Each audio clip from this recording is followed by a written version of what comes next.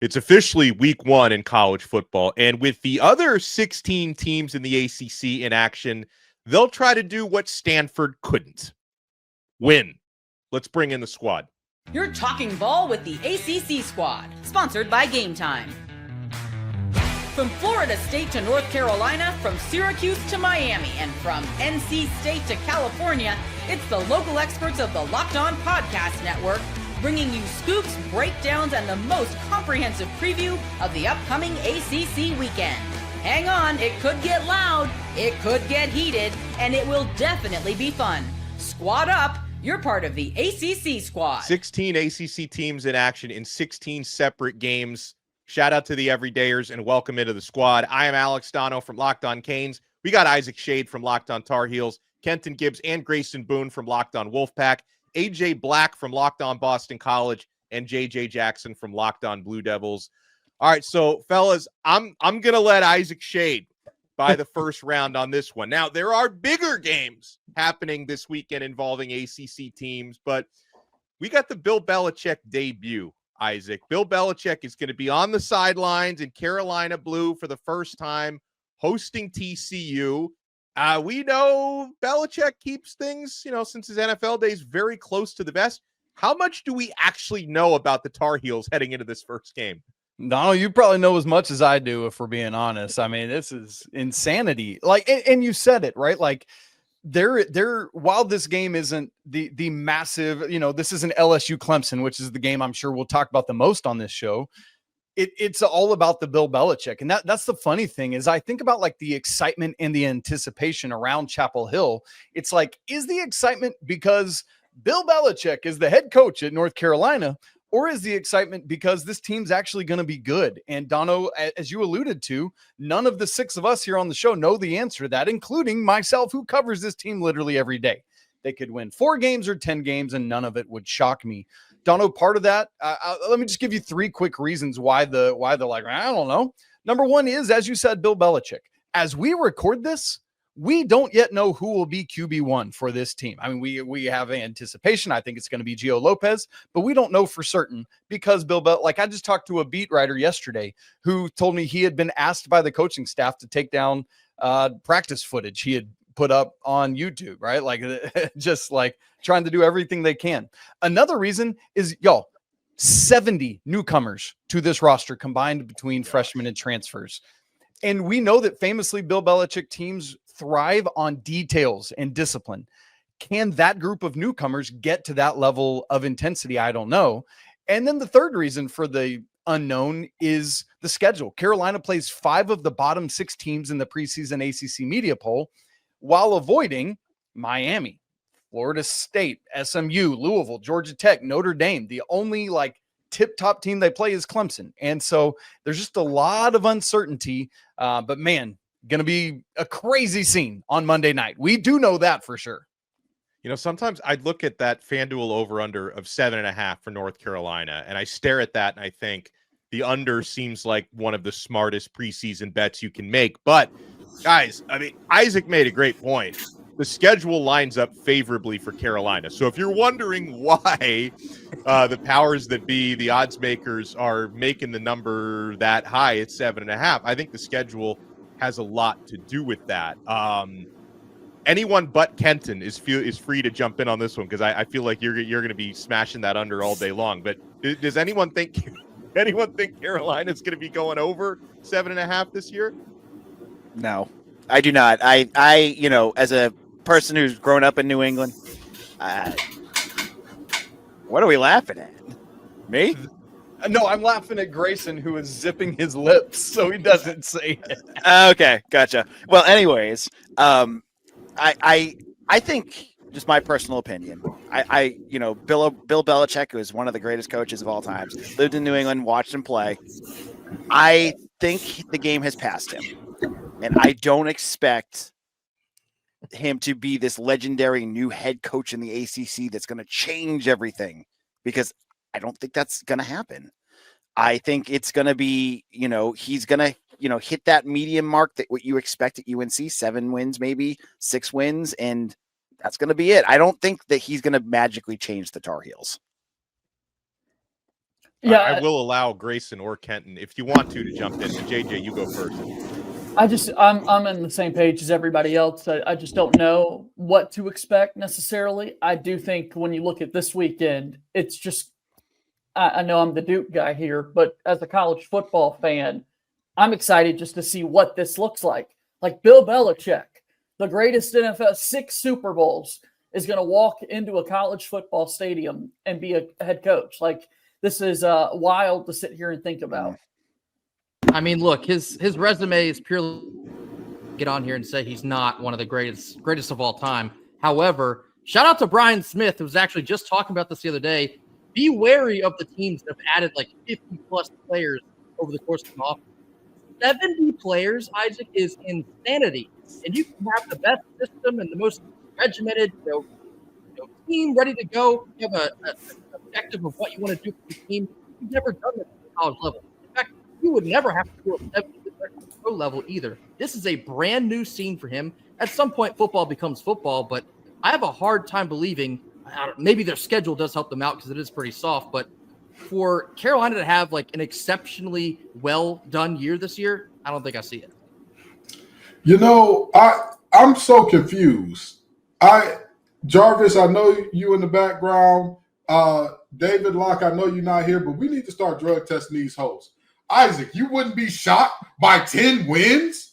You wouldn't be shocked by this team getting 10 wins? I don't know what type of excitement he has brought to Chapel Hill in your mind, but I live in the Triangle. I live in Raleigh. And I'm telling you, 10 wins would be the most shocking result that many of these folks have ever seen out of a North Carolina team. I am sorry to tell you all this. If you are a North Carolina fan, listen to this. Go ahead, log off now. Go ahead. I'm going to give you a second. Go ahead. Turn on. Thanks for being here, guys. The last time we saw Bill Belichick, he stunk. He stunk.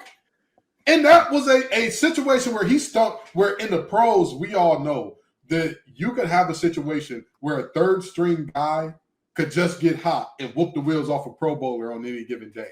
It's not the same in college. A future accountant is never checking Jeremiah Smith. It's not happening. It's not going to happen because the delineation of talent is too big. And you're telling me that I'm supposed to sit here and believe this team that's added 70 new players, a vast majority of which did not start at their old school, by the way. He didn't add a bunch of great, these amazing guys. He got the great value bin players, okay? And everybody's talking about, oh, yeah, all these new players. And what does it matter if the new players aren't good? I'm sorry to say this. It hurts my heart to say this. I hate giving good people bad news. I'm lying. I enjoy giving Tar Heels fans bad news. This is not going to be a 10-win season. And if it is, I will eat an entire steak burrito on air. Nope, I'll do it. What a sacrifice. Is that a Threaten me with a good time. I'm a man of my word. I'll do it. But no, in all seriousness, this team is going to be god-awful. And I'm excited to see game one. I'm excited to see it. Well, the team that's probably not going to be god-awful is Clemson, and they're involved in one of the 3 biggest games of this weekend. In fact, 2 of the 3 top 10 matchups this weekend involve ACC teams. We'll talk about Miami hosting Notre Dame a little bit later on, but guys, let's start with Clemson hosting LSU. Now, first of all, this is a heavyweight quarterback matchup between Cade Klubnik on the Clemson side, Garrett Nussmeier on the LSU side, 2 of the preseason Heisman darlings. But friends, I think that this game is going to be decided in the trenches, as a lot of football games are. And one of the things that I have circled about this one is LSU is breaking in 4 new offensive line starters. They lost 4 guys into the NFL draft this past year, and they're going up against arguably the best defensive line in the entire country, where LSU features guys like Peter Woods and TJ Parker up front. So that particular matchup could get a little ugly, and it could make Garrett Nussmeier's life a little bit miserable. What do you guys think is going down in that game? I think the worst part of it all is the type of archetype that Garrett Nussmeier makes it worse for LSU. If this was a situation where he was a guy like a Caleb Williams who could extend plays for forever and a day and make something happen. Or if he was a Lamar Jackson, that he could put it down and run, and all of a sudden he adds a new dimension to the game, you can kind of hide and disguise that lack of an offensive line, a la what Rich Rod did at West Virginia. Somebody tell me how many of those West Virginia offensive linemen went to the NFL when Pat White was playing. Yeah, exactly. We can't name any. But you know what did happen? They had a quarterback that could move the spot. He could very easily maneuver in the pocket and say, you know what, Pat, you're going to need to pull it down and go. And that's what could do. Garrett Nussmeier, on the other hand, despite what that one guy from TikTok said, where he said you got to pull the ball and run head first into TJ Parker, I wouldn't advise that if I was y'all. I would not advise it. I think this is going to be a long day because, like you said, you're bringing in new offensive linemen against – you talk about the defensive line group, think about the linebacking core. Won't somebody think about having to deal with Sammy Brown and Wade Rudas coming on an all-out blitz? And now you've got freshmen and guys who have not played any meaningful football trying to deal with that. Best of luck to you. I don't think it's going to work out well. Kenton's basically saying if this was 2 years ago and Jayden Daniels was still playing quarterback for LSU, this might be we don't have to go too far to find that quarterback he's looking for there. I'm with you, Kenton. I think that the front of Clemson defensively is terrifying. And I hope LSU's been putting in work this entire offseason, getting those new linemen as ready as possible. Over the summer, when you see like the top 100 player list, it doesn't matter all that much. But then when you're lined up alongside of them and you have TJ Parker to defend and Peter Woods to defend, that's where it's going to show up. And I do expect Clemson's defensive line to be unstoppable virtually. I mean, LSU's LSU. Don't get me wrong. They're teaming with talent always, but Clemson this year, they just have that feel to them. They have like that 2016, 2020. They have that feel to them. This defense for Clemson is not even getting enough love because I think the offense is going to be firepower as well. But this defense, I think that's going to be the story in this one for Clemson. Let me jump in on that offense because I think that's the other piece that I think is going to really pop for Clemson this weekend. Yep. You have two of the best wide receivers in the entire country. One of them, who I feel like is just blooming, Bryant Wesco. This kid's going to be something special. You have him. You have Antonio Williams out there, with Cade Klubnik, arguably the best quarterback in the country, one of the top. Your offense at home at Clemson, this place is going to be rocking. They're going to be, if they get up early, they could really start to step on that gas on LSU and really put some pressure on them. And I think if that happens, that's when you watch out because that's the type of thing that Clemson could use. A really fast start on offense, let that defense settle in, and boom, you got a win for the ACC. And speaking of that win for the ACC, Dono alluded to it in the cold open, but boy, we need something to erase that Hawaii game. Stanford, what are we doing? Good grief. Hey, listen, Yeah, I wish I was surprised is the only thing. Like they were 2.5 point underdogs in that game. They lost by 3. Let me tell you something. I was out in San Francisco this last week starting my new job, and I'm going to tell you something right now. There has never been, if there had ever been less care for a football program in their city than Palo Alto and Stanford football, I haven't seen it. And I'm a Detroiter that saw the Lions go 0-16, and people still would at least say something about them, be it negative or positive. I mean, for Christ's sake, you tell folks in Palo Alto, Stanford's playing Hawaii coming up. Oh, that should be nice, I guess. I don't know. Are they good this year? So I'm in what? Yeah, I'm worried about them boys, man. I'm worried about it. We're looking at a defeated season. We're staring that thing right in the eye with them. As a Boston College writer, I cannot judge on a large city not caring about your school. Well, there's another top 10 matchup involving an ACC team for the first time since 2017. It used to be an annual rivalry, and I'm sad to admit I'm old enough to remember when it was. Miami versus Notre Dame. Hurricanes will be hosting the Fighting Irish. There is a lot of experience on that Notre Dame football team with the exception of the quarterback. Will it matter? We'll discuss. You want to keep it locked right here. We're only getting started on the Locked On ACC Squad. Hey, ACC fans, are you still paying full price for gas? I haven't been for the past 4 years. Stop leaving money behind. Get real cash back every time you fill up with the free Upside app. Simply download the free Upside app in the App Store or Google Play right now and start earning cash at the pump today. Use our limited time promo code football and get an extra 25 cents back per gallon on your first fill up. You can make up to $300 a year just from buying the gas you already needed. At first, I thought it was too good to be true, but it's totally legit. Real people are getting paid just to make their daily commutes, and you can too. Plus, you can cash out anytime to your bank account, PayPal, or an e-gift card, or Amazon and other brands. Don't let this offer drive on by. Download the free Upside app now using our limited time promo code football for a limited time 25 cent per gallon bonus. That's promo code football. Offers vary based on user and location. Go to upside.com for terms and conditions. We're also proudly brought to you by Supply House. When the opening whistle blows on a new repair, get your crew moving forward with Supply House.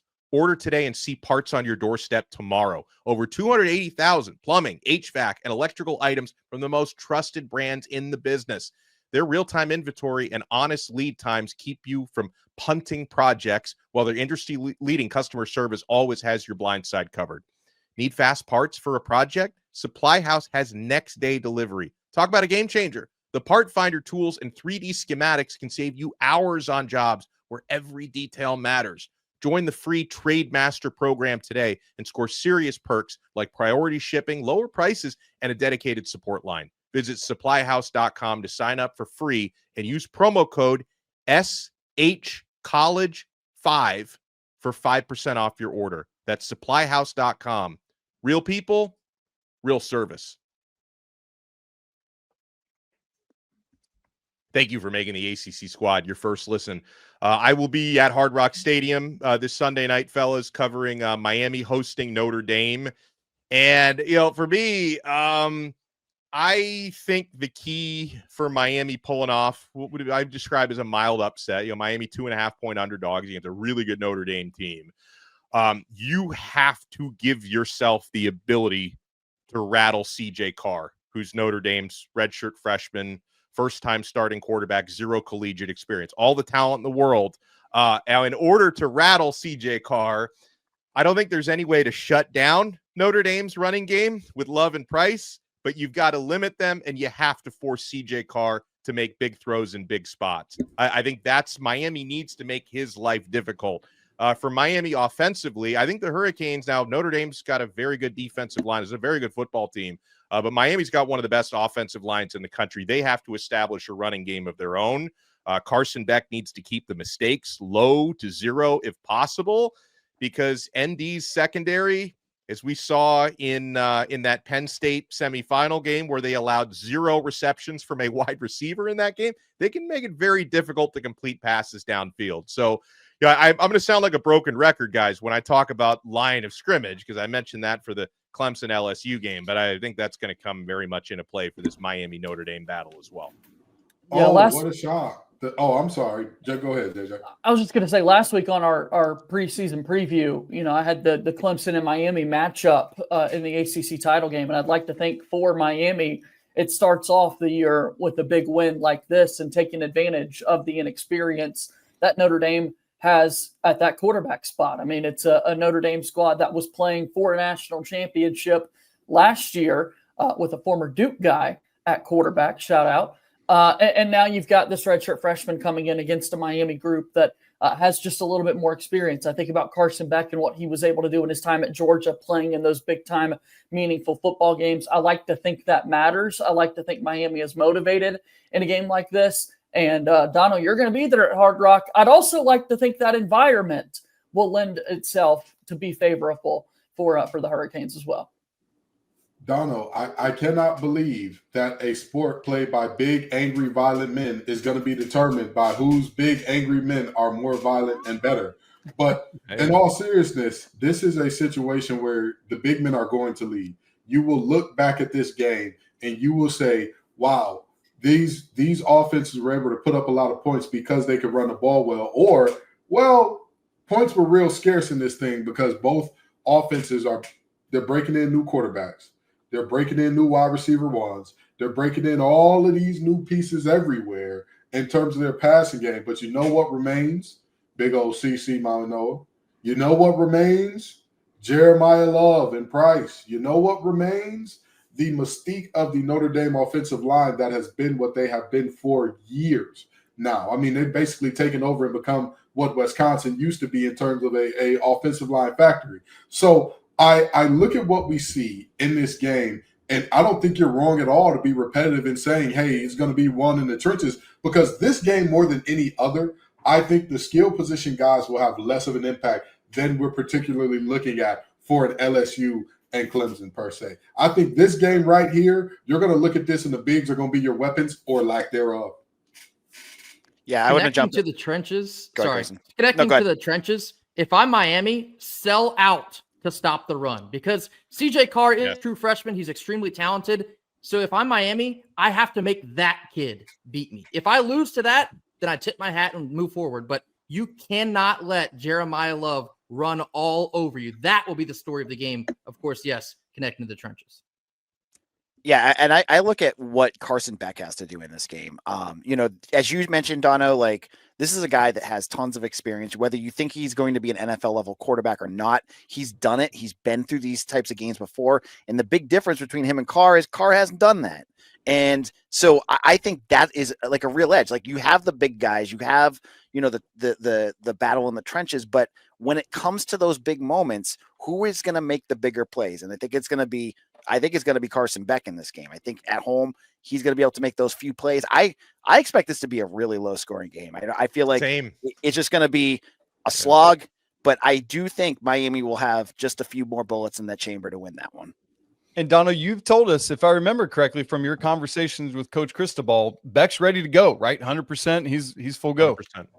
Yeah, and he's looked good. I mean, it's you know, I doubt he would be the reason if Miami lost this game, unless it's like a turnover heavy performance, which, you know, I know people will point out he had 12 interceptions last year, which is way too many. He only had 6 the year before. So it's like, you know, are we going to get the more of the 2023 version of Carson Beck or the 2024? I guess the last thing I would add, Isaac, on this game is I think special teams will also be a big factor, because that's an area where Notre Dame really shined last year, including blocking kicks. I think they led the nation in blocked kicks last year. So, like, if there's any team out there that really made a meal out of X plays on special teams, it was the Fighting Irish. So, you know, Miami needs to watch out for that when they line up for field goals, and, you know, hopefully their kickoff specialist, because I think Miami's going to have 2 different kickers this year, a kickoff specialist and a field goal specialist. Hopefully the kickoff specialist puts as many in the end zone as possible, because you don't want to give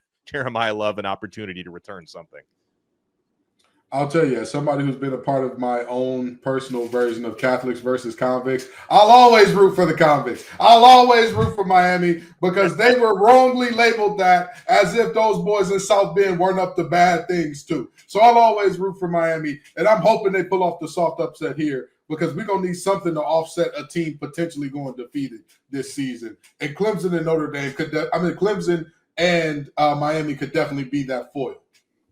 Hey guys, another ACC team that's been pretty enigmatic, kind of like North Carolina, is Florida State. I have no question they're going to be a lot better than they were. I mean, they set the bar pretty low last year with 2-10. You know, Tommy, nice take, Tommy Castellanos has poked the bear a little bit with some of the things he said about Alabama over the last couple of months. AJ's going to keep his mouth shut on that one. Now, Florida State, they're hosting Alabama. They're 13.5-point underdogs, but it's like, I don't really know what we're going to get from Florida State, because we question some of their depth, like offensive line depth, but it's the first game of the season. So it's not as if they're, you know, they got guys banged up on the O-line right now.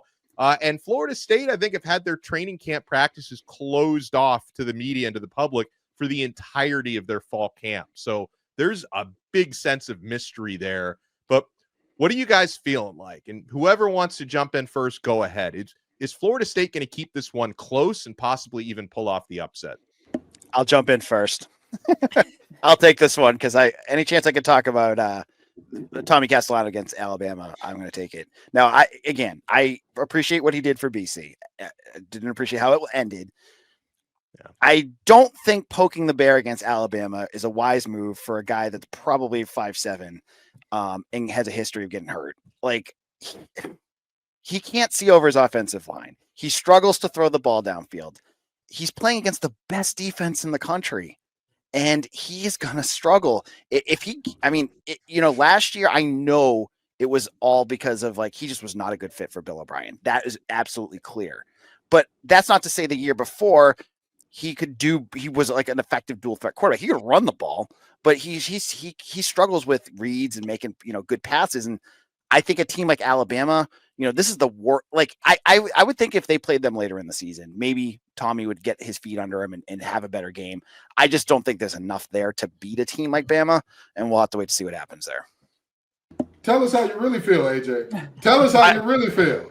Go check out Locked On Boston College. I got a whole I've been told to stop talking about him. I'm gonna tell you something. The Castellanos family probably about to put some money on your head or something, brother. Because my Lord, this man. But I will say, I do think that him going full mystical, saying if you ever see me fighting in the forest with a grizzly bear, help the bear was not the idea for him.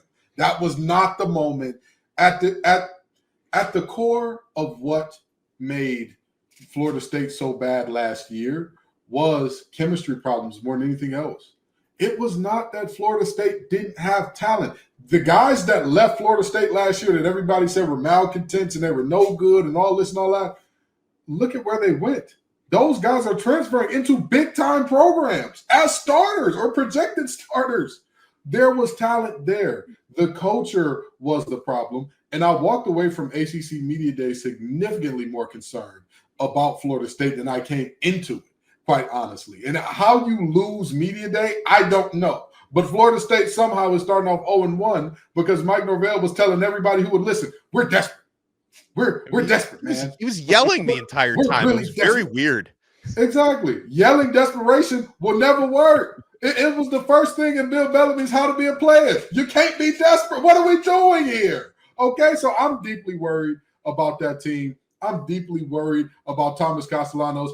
We remember what happened last time a Florida State team that was on the brink of falling apart and not played Bama to start the season off. Here we are again. We've gone this whole time without talking about Ryan Williams or, Ty Simpson, Jeremy Bernard, what Alabama could do offensively. There's so much focus on Florida State. Hey, in the 21st century, it's been really hard for people to beat Alabama. And Florida State does have someone on the sidelines and Gus Malzahn who did that 4 times at Auburn, but that's not happening here this weekend when you look at all the talent that Alabama has offensively. I think that is just as big of a part of an equation as looking at that FSU offense. Now, when we come back, another team with an opportunity as a big underdog are the Syracuse Orange. They go up in Atlanta against the Tennessee Volunteers, and Syracuse has the toughest schedule in the ACC, one of the toughest in the country, and it starts week 1 for them. You want to keep it locked right here. We're not done yet on the ACC Squad. Folks, college football is back. I couldn't be more excited. The tailgates, the rivalries, the energy in the stands, there's just nothing like it. But let's be real. Actually getting tickets can feel like more of a battle than the game itself. Endless queues, hidden fees, prices jumping at checkout. I hate that. That's why I use Game Time, the app that gives the advantage back to the fans. It's the easiest way to score last-minute tickets at the best prices with no surprise fees. What you see is what you pay. I pull up Game Time, and in just a couple of taps, I see amazing deals there, guys. I'm talking about seeing your favorite college football games for as low as $25. So take the guesswork out of buying college football tickets with Game Time. I love the panoramic seat views in the app, by the way. That's a game changer. Download the Game Time app, create your account, and use code LOCKEDONCollege for $20 off your first purchase. Terms apply. Again, that's promo code LOCKEDONCollege for $20 off. Swipe, tap, ticket. Download Game Time today. Hey, everydayers, we have an important request. Locked On wants to hear more from you. We put together a survey to learn more about our listeners and make your favorite podcasts even better. This is your chance to tell us what you like, what you don't, and answer questions about our advertising. Go to lockedonpodcasts.com/survey to get started. Everyone who completes the survey will be entered for a chance to win one of 10 $100 Amazon gift cards. Again, that's lockedonpodcasts.com/survey. You can also find the link in the show notes. And thank you for helping us out. All right, folks. So another 13.5-point underdog, Syracuse Orange. I don't hear, a lot of buzz for people thinking that they can pull off this upset. I like not only for the season, but for this game that Syracuse named Steve Angeli the starter, because he's got some experience, right, compared to Ricky Collins, who he competed with, and Angeli going up against the Tennessee Volunteers. Kenton, I'll let you buy the first round on this one, because I'm pretty sure on Monday's Locked On ACC, you said you think Syracuse is going to pull this off. Hey, listen, I've gotten Vol fans mad before. Bring it on, Rocky Top. I think that the Syracuse Orange win this game, and let me tell you why. When I think about who is the better coach in this game, I don't think that anybody would argue that with what they were given and what they have done so far, Heupel is above Fran Brown. I just don't think anybody would seriously make that argument. And then the biggest dejection of Syracuse has been they lost so much. They lost their starting quarterback. They lost their starting running back. They lost their top receivers, all that. I'm sorry. Last time I checked, Samson ain't walking through that door. Nico ain't walking through that door. Squirrel White ain't walking through that door. James Pierce ain't walking through that door. Half of the defensive line from last year is not walking through that door. So I'm very intrigued to see what, everybody is talking about. Oh, we just know that Tennessee's going to be better just because. Well, I'm sorry. I'm a firm believer in nobody's given a God-given right to be good. Nobody's given a God-given right to be great. You got to go out there, line it up, and earn that thing. And at the end of the day, I believe in Fran Brown more. The quarterback battle, to me, somewhat of a wash. Offensive line battle, I would say Tennessee has a slight edge there. Running backs, not a ton of proven commodities on either side. Same thing for the wide receivers can be said. But defensively, in terms of the defensive backfield, both sides bring back some talent. Fran Brown is a DB coach. So that, to me, gives them an edge there. Linebacker core, I would say Tennessee has a definitive edge there with some of their guys that they're returning from last year. But I honestly and truly look at this game, and I see Fran Brown his team has been disrespected perpetually in this game. A 14-point spread means folks are thinking this is going to be a blowout. I don't know. It's something that's telling me Syracuse is going to be the ones to pull off a big upset this week. I don't know if I think Syracuse can pull it off, but I do think this game will be close. Like, I would take Syracuse to cover. And I think a lot of that comes from a similar line of thought of what Kenton was just giving you there. Everyone's focused on what Syracuse lost, but Tennessee lost a great deal of stuff too. So I think Syracuse, or actually, let me say that, for Tennessee, I think they'll be a little bit of a slow burn. I think eventually it might end up being a good team, but it's going to take a little bit to get off the ground. And so I think Syracuse, again, I don't think they can beat them, but I wouldn't be surprised if they're in a good spot to shock them. To that slow burn point, Grayson, would you take the over-under is 50.5 on this thing? Would you grab the under on that too? I'm going to say yeah. Take the under. Again, I'm grabbing the under. I'm grabbing Syracuse winning. And you know what? People may call me crazy for that, but big risk, big reward. By the way, I'm not telling you to bet because I'm not a betting degenerate. So I don't want nobody saying, oh, Kenton lost my rent money, my mortgage money this month. I'm ready to blame you for this one, Kenton. See how they already ready? Now, if you win, am I going to get a piece of that action? Yeah, you'll get your 3%. But again, I really do think that Syracuse, this game is the type of game that sets them on a path to shock the world for the rest of the season. And I'm not joking when I say that at all. This game for Tennessee, it's a slow Tuesday. That's another part of this where I'm like, hey, this Syracuse team is one to be looked out for, because while Syracuse does have an extremely competitive schedule, Tennessee has not been shown the same type of, oh, they're going to be terrible. Everybody keeps saying, well, how good was Nico last year? Well, what was that team offensively really last year? As if losing your starting quarterback, starting running back, top receiver is just nothing. Also, the poetic justice that this happens to be the episode where Locked On Syracuse host Jackson Holzer is not here and Kenton speaking profitably and like in good terms is giving. You know what? If Jackson was here, he'd be saying the opposite. Exactly. I know Jackson. I know he liked to get under my skin like that. Just because I believe in Syracuse, he'll tell me they're the worst team in the world this year. Oh man, well, I do want to get because there's a couple of other teams represented here that even though they may not have mega games this weekend, I got to pick AJ Black's brain on the Fordham game for Boston College. And AJ, there's not even a line for that. At least like for JJ's Blue Devils, they're 34.5 points favored against Elon. I can't even find a number for Boston College. So what do you want to see in a game like this? I'm just looking to see Dylan Larnigan start. Like, this is his first start in college football. Like, I know Fordham is bad. BC beat Duquesne last year 42-0, and Duquesne, if you look at like common opponents, Fordham was even worse than them. So I'm not really expecting a whole lot. I'm just looking to see how this offense moves, and can this defense really just dominate against a lesser opponent? Like, is there enough there to do that kind of stuff? And if they can do that, that's basically, you escape, don't get hurt, get your guys out there, get some of your kids out there that want, you're looking to play, and get some valuable game reps and move on to Michigan State in week 2.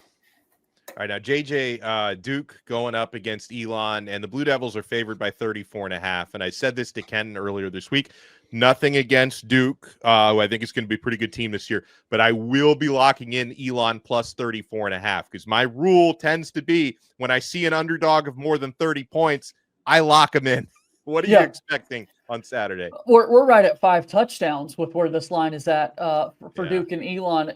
Consecutive years now, Duke has opened up the season with Elon. Don't see that too often, that you play the exact same team to open up the year in the non-conference portion of Duke's schedule like this. And just last season, Duke opened up the year with a 26-3 win over the Phoenix. Honestly, pretty underwhelming with what we saw in Malik Murphy's debut at quarterback a year ago. I am expecting a little bit more flash and fireworks out of Darian Mensah under center, some more explosive plays for Duke here. So I feel comfortable with Duke earning a win, getting the game out of the way here on Thursday this week. They'll get to enjoy the Labor Day weekend and all the other great matchups there, because they'll need it. Week 2 is when the real challenge comes in, when they get set to host a top 15 Illinois team. So a few extra days to prepare for that one's not a bad thing at all. Yeah, you're right. Thursday. So, and you guys will be seeing that shortly after this episode comes out. And let me give Grayson and Kenton, let me give you guys a little time here, because this is another Thursday night game and a revenge game for NC State. There's after falling to ECU in the bowl game. Yeah, you got some juice for this matchup. Grayson, I'll let you go first, and then Kenton, you can see us out on that. It's a tricky one. In fact, ECU was the last team that we saw on the gridiron. I don't want to talk about the result, but we played them in a bowl game last bowl season. They got the best of us, which was a shock to all of us Wolfpackers. I don't really know what to think about this one, and I'd be lying to you if I said I wasn't a tad nervous. And most of y'all are like, ECU? You're nervous about ECU? Well, we just lost to them. Bowl game, no bowl game. This one now is in Raleigh, and that means something a little bit different, especially in this type of matchup. The last couple times that ECU's come to Raleigh, we've laid it on pretty thick, hoping to get one of those performances, but 2 new coordinators for NC State, a lot of younger guys still trying to define their legs. NC State's going to have pretty much a statement game on Thursday night. We just hope they show up for it. I want to end this show with a question to all of you all, okay? If you had a player that was averaging over 10 yards a touch and you were in a close game, would you have 3 options here. Would you A, keep him in the game and give him the ball repetitively? Would you B, keep him in the game and use him as a decoy? Or would you C, outsmart yourself and put him on the bench for an entire quarter, despite the fact that he's averaging more than a first down per touch? Which one would you do, guys? Probably not C. Probably not C. I'll give you one guess what happened. Well, Pete Carroll would definitely not give the ball to Marshawn Lynch. I'll tell you that much. Well, right. Congratulations. Pete Carroll, meet Robert and I, handshaking over not giving your best player the ball. I'm pulling up to Carter Finley bumping Sosa Vandross. That's Hollywood Smothers' rap name, by the way. I'm pulling up bumping that Sosa Vandross because he's going to be playing the hits all night in Carter Finley. The young man needs to be striking up the band, and Mr. and Mrs. Wolf need to be doing lots of push-ups in the end zone, which they do every time they score points, which it needs to happen because he needs to be touching the ball a lot. He needs to be your bell cow. You need to feed him. You need to force feed him down the Pirates' throat and make them boys walk the plank. That's a good way to close it out. We appreciate everyone for making Locked On ACC Squad your first listen. Make sure you check out all of our shows. Kenton Gibbs and Grayson Boone on Locked On Wolfpack.